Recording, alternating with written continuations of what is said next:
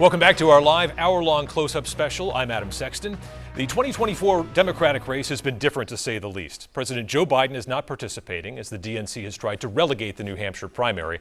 But that isn't stopping Biden's challengers from showing up here. Congressman Dean Phillips is one of those Democrats calling for change in the White House, and he joins us live this morning. Congressman, thanks for being here. It is great to be with you, Adam. So you got into this race in October, and it takes candidates sometimes a little bit to get their sea legs when they're running for president. Do you wish, in retrospect, that maybe you gave yourself a little bit more time on that runway? Well, look, I'm trying to meet the moment, and the moment occurred just 2 weeks before the filing deadline in Concord. And yeah, being someone of little name recognition, taking on the Democratic National Committee and candidates with much better known names, yeah, it's not an easy slope. But look, I'm an entrepreneur. I like startups. Where we started in basically October 27th to right now, if anybody attended my rally yesterday, you'll see a massive change. And by the way, let me just say thanks to the Granite State. What an amazing 90 days. I wish our whole country could experience how seriously you take democracy. And the fact that my party and President Biden has elected to disenfranchise the best practitioners of democracy in America is not just appalling, it's dangerous. And I would say a vote for Joe Biden, a write-in vote for him, is actually a vote to disenfranchise this very state and a vote to lose to Donald Trump. And that's what I'm trying to convey, and I think people are getting the message. Going more in depth on your experience here, do you think New Hampshire is still going to be relevant to the New Hampshire, the Democratic Party nationally moving forward? Because obviously there are people at the national level who want to see it go away permanently. Yeah, well, when I'm president, rest assured, the First in the Nation primary will be here because you take it so seriously. I can tell you, Democrats and Republicans have treated me with such hospitality, respect, admiration, that we are actually doing this. And I have to tell you that that's something special. Democracy dies in silence, in the absence of debate, when voters are suppressed. Can you imagine the state of New Hampshire had to send a letter to the Democratic National Committee, a cease and desist for the unlawful suppression of voters? I mean, Adam, that's what's going on. So to all the candidates, Nikki Haley, to Ron DeSantis, to Marianne Williamson, to those that are here actually doing it, I celebrate you. And I think we need more candidates to actually participate in parties that encourage competition, not coronations. You did get a little bit of blowback from the folks in South Carolina that the DNC has kind of anointed as the new First in the Nation primary. What is going to happen to the Democratic Party if it becomes a racial insult, if you will, just to set foot in New Hampshire instead of South Carolina? Well, I'm going to be in South Carolina right after this. I can't wait. You asked a question moments ago of Ambassador Haley about whether this country was founded on racism. My goodness, how can you look at our history and say no? Black people were enslaved from the day this country was founded.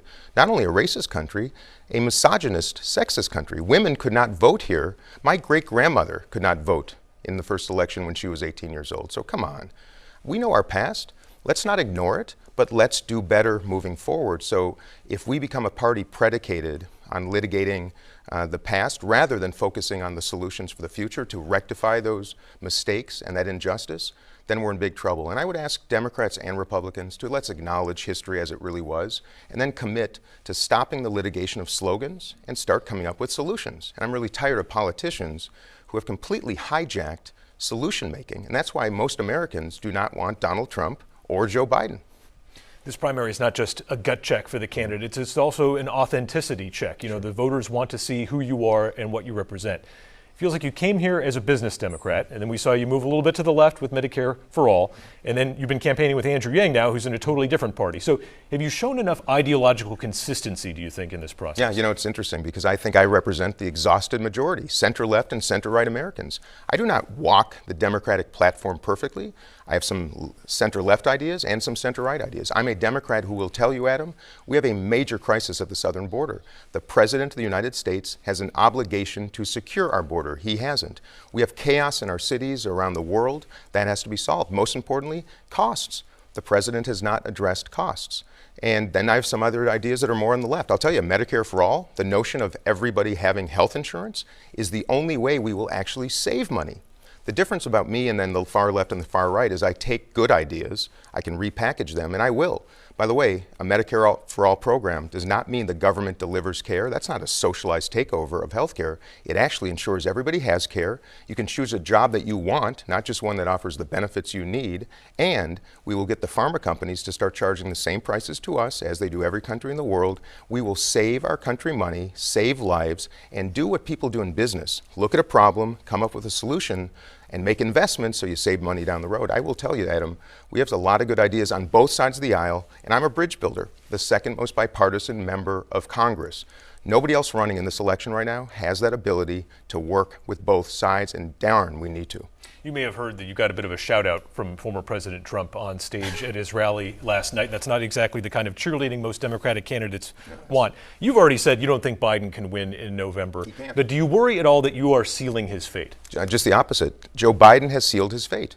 The country has opined, and I think it is a Democratic delusion to coronate a candidate who is sure to lose. Joe Biden's a good man. He did investments in America, but we need to invest in Americans moving forward. You know, Nikki Haley, I think, said it well. The country wants to turn the page. I do think a Haley-Phillips matchup this November would be something better for this country. Joe Biden has historical low approval numbers. He's losing in every battleground state right now. He's going to lose to Donald Trump. He's probably the only Democrat who could and will lose to that man.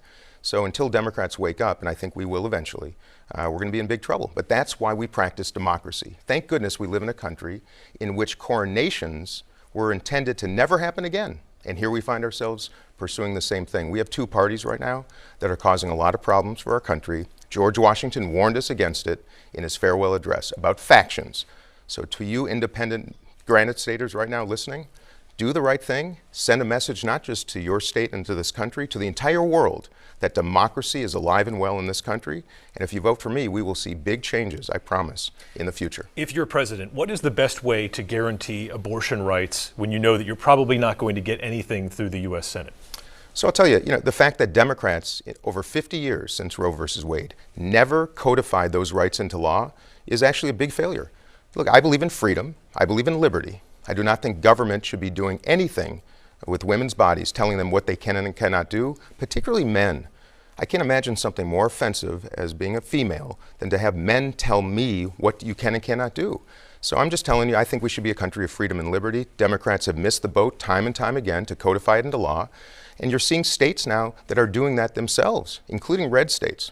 I know where people are at, and I think government should stay the heck away from women's bodies. I am pro-choice and respectful of people who might see it differently, but let's pursue freedom, not restrain it. For a decade now, New Hampshire has struggled with an opioid crisis and an addiction crisis. We've seen more federal funding. It has provided more treatment, no doubt, but the problem is still there. Is the answer to this problem more money, or is there something more fundamental that money can't fix here? I'll tell you, Adam, the answer to that question and so many others is a national health insurance program that establishes for the first time in our history a mental and emotional health care program that would be part of that. We have to invest in treatment and, most importantly, recovery. Those who abuse drugs and become addicted, that should not be a crime. That's a health issue. And families who are going through that, let me tell you, I empathize. It's happening way too often. But we look at it the wrong way. We spend way too much doing what doesn't work. Let's start investing to keep kids healthy, stop them from taking drugs to begin with, and if they start, intervene at that moment with a system that can anticipate it, treat it, and help you in the road of recovery. We do everything right now backwards, Adam. We try to throw money at problems when we could have prevented them way upstream. That's the kind of leader I will be. Go upstream, stop the problem before it starts. We have two old men right now running who are at the top of the ticket right now. I'll tell you, they are not ready for artificial intelligence. They're not ready to address these significant issues, both domestic and around the world, that are coming right at us. And I hope we make the right difference in this election. It starts on January 23rd. You mentioned AI as we wrap up here. You got this Dean.bot. It's not yours. It's a super PAC that is supporting you, but it's already, is this the future, I guess, that we're going to have a candidate that people can interact with online? You've been talking about the face-to-face, hand-to-hand sort of interactions here. Is this the brave new world, though, where people are going to say, oh, what's Dean Phillips all about? I'll just interact with his avatar. Well, let me first say that I think the big problem right now is angertainment, even in cable news, would have our country believe we are so much more divided than we really are. The beautiful part about the last 3 months, I've been here almost every day, meeting people. It is a beautiful experience, Democrats, Republicans, Libertarians. I'll tell you, the future is going to be different. It's going to be very disruptive. We're not ready for it. That bot was established by an outside group. I think it's already been taken down. But what it shows you, this is what's coming. If we don't start having guardrails now, anticipate both the curses, but most importantly, the blessings of how AI can reduce costs and develop better outcomes. I will be an AI president because Donald Trump and Joe Biden do not have the capacity to do it. And if we don't have a president who can, let me tell you, it is going to be disastrous for the United States. All right, Congressman Phillips, we'll see you out there on the trail in these final hours. We appreciate your time.